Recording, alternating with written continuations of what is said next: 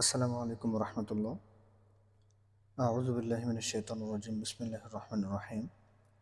বন্ধুরা, আজকে আমরা কোরআন শরীফের সবচেয়ে ছোট একটি সূরা, যেটা হচ্ছে সূরা কাউসার।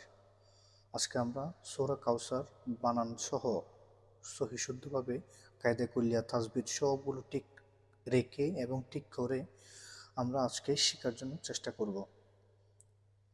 তো আমরা কথা না বাড়িয়ে আমরা শুরু করে দিই। سورة الكوثر مكية. بسم الله الرحمن الرحيم. আমরা এটা বানান করে করে এখন পড়ব।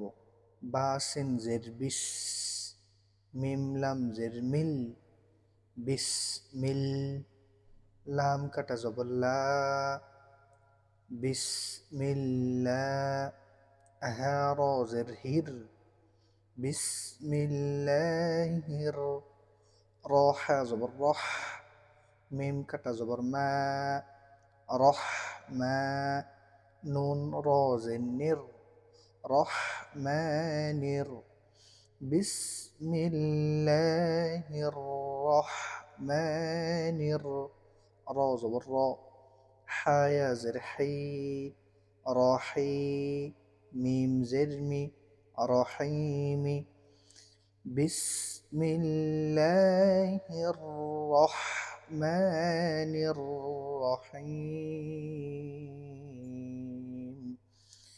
বিসমিল্লাহির রহমানির রহিম। এবার আমরা মূল সূরাটা শুরু করি। প্রথমে দুই একটা হরফ মিলে একটি শব্দ হয় বা একটা কালিমা হয়। আমরা একটা একটা কালিমা বানান করে, যেমন এটা আর এটা দুইটা মিলে একটা কালিমা, এখান থেকে এতটুকু করে একটা কালিমা। তাহলে আমরা এই কালিমা বানান করব, তারপরে এই কালিমা বানান করব, তারপর আবার এই কালিমা থেকে এতটুকু পর্যন্ত শেষ করব, একসাথে রিডিং পড়ব। তারপর এটা রেখে এখান থেকে আবার শুরু করব বানান করা। এতটুকু শেষ হলে আবার এখান থেকে আবার শুরু করব। যখন আমি পড়ব তখন খেয়াল করলে বুঝতে পারবেন। শুরু করি। হামজা নুন জের ইন, নুন আলিফ জবর না, জবরের বাম পাশে কালি আলিফ মদের হরফ, এটা হচ্ছে মদের হরফ, এক আলিফ টানতে হয়। আবার হরফের উপরে যদি এরকম চিকন চিহ্ন এটা থাকে পেঁচানো, এটা হচ্ছে তিন আলিফ চিহ্ন। তাহলে যে হরফের উপরে এই চিহ্নটা থাকবে আমরা সেটা তিন আলিফ টানবো।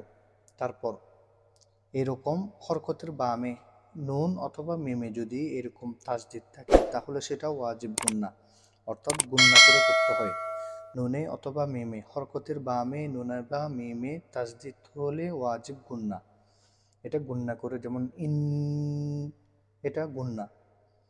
তাহলে হামজা নুন জের ইন, নুন আলিফ জবর না, ইন্না, হামজা আইন জবর আ, ইন্না আ, তয়া জবর তয়, আ তয়, নুন কাটা জবর না, কাফলাম জবর কাল, আ'তাইনাকাল, ইন্না আ'তাইনাকাল, কাফ ওয়াও জবর খাও, সা জবর সা, কাউসা, র জবর র, কাউসার, ইন্না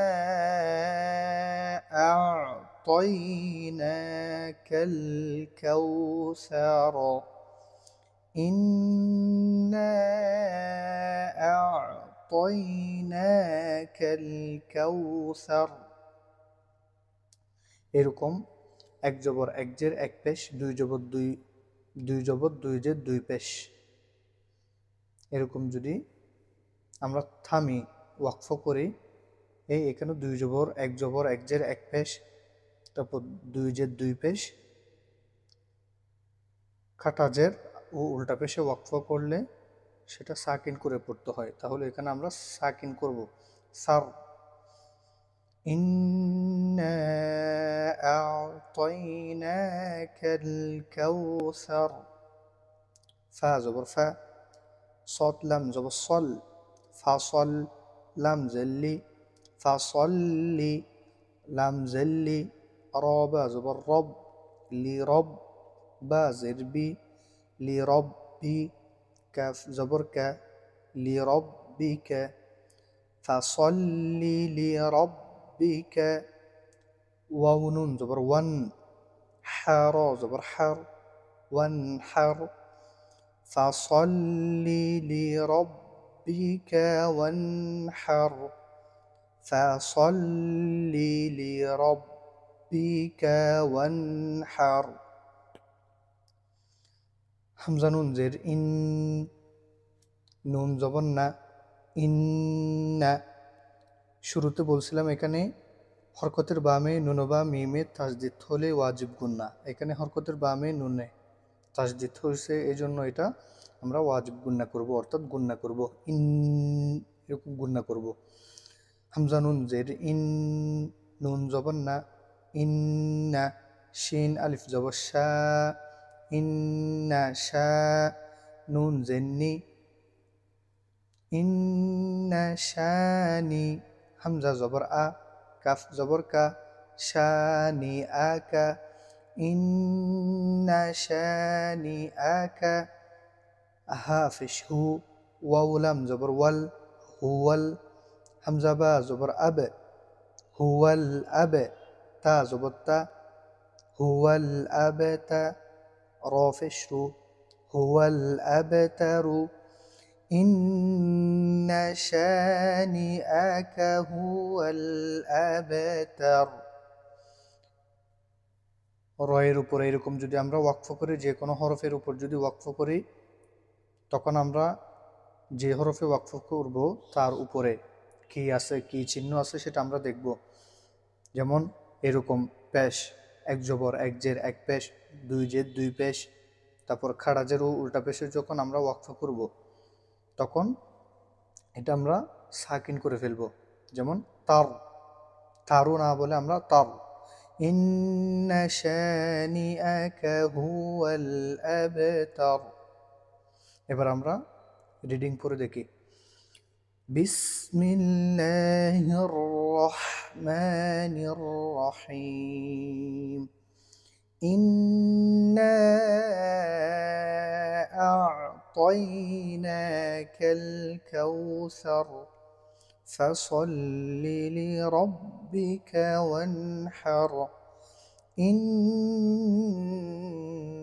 شانئك هو الأبتر।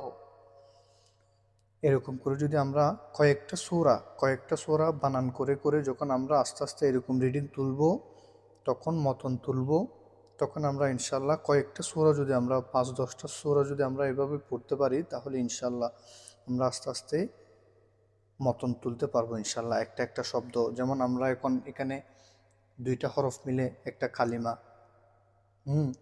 তাহলে এরকম একটা একটা কালিমা যদি প্রথমে আমরা তুলতে পারি বানান করে করে, তারপর এরকম বড় কালিমা তুলতে পারবো, এরকম একটা একটা তুলতে তুলতে ইনশাল্লাহ একটা আয়াত তারপর রিডিং পড়তে পারবো, তুলতে পারবো। তারপরে এরকম একটা আয়াত, তারপর একটা লাইন, এরকম আস্তে আস্তে তুলতে তুলতে ইনশাল্লাহ আমরা যেখান থেকে শুরু করব সেখান থেকে আমরা পারবো ইনশাল্লাহ।